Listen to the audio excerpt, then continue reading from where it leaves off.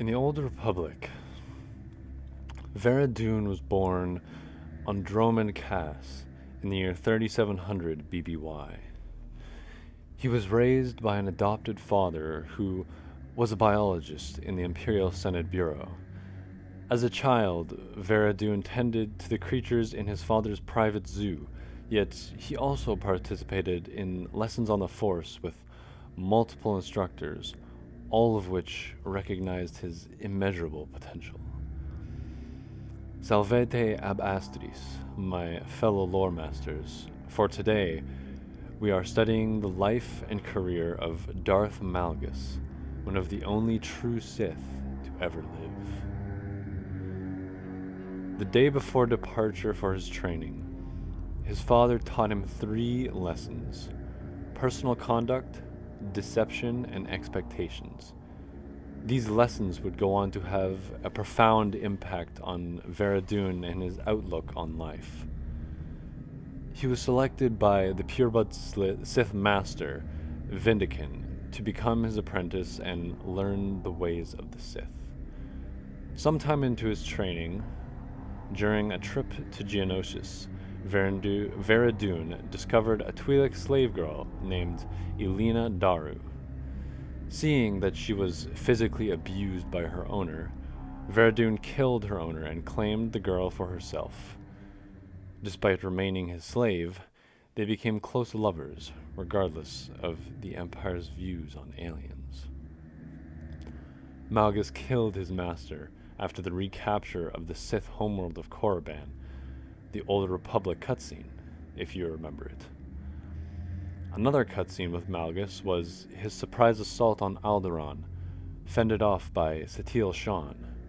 Malgus was wounded from that battle, forcing him to wear a respirator for the remainder of his life. Come 3653 BBY, the Empire entered into peace negotiations with the Republic, yet their true target was the Jedi Temple on Coruscant. Malgus was chosen by Darth Angral to lead a strike that would go on to cripple the Jedi for years to come. Because of Malgus's actions, the Jedi Temple lay in ruins, along with half the High Council, disgracing the Jedi Order in the eyes of the Republic. And that was all before the Sith fleet showed up to lay waste to the planet.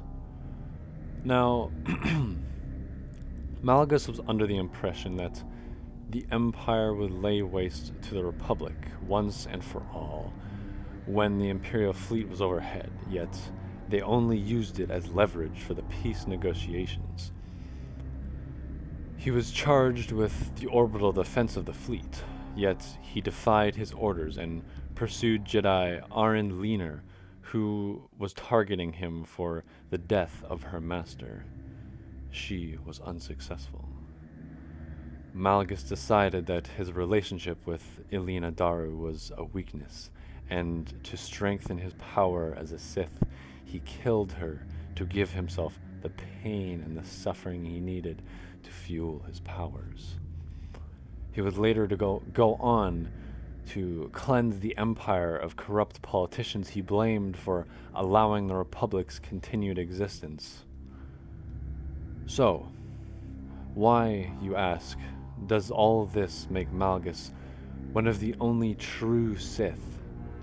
Well, Malgus killed his lover in order to give himself the pain, hatred, and rage that all Sith need to fuel their power. During his invasion of Alderaan, might I add, he took the royal family hostage. Meanwhile, he and his men would burn entire cities to the ground, terrorizing the peaceful noble houses of Alderaan. Wherever they went, destruction followed. Now, because of Malgus, the Jedi Order lay in ruin, and at the end of the war, Coruscant lay under siege by the Sith, and his lover was dead because he needed more pain and suffering to fuel his dark powers. All things considered, Darth Malgus really was the true embodiment of a Sith.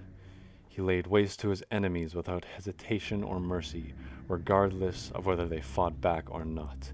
He was fearless in striking against his enemy's greatest stronghold, and he killed the one woman he loved most to give himself power in the dark side. He even went to war against his own empire, against the politicians he blamed for letting the Republic survive and not completely obliterating them, as is the way of the true Sith. Malgus's devotion to the Sith and to the dark side of the Force is unquestionable, and it is unlikely we will ever see a Sith with such devotion in all of Star Wars ever again. Wind guide you.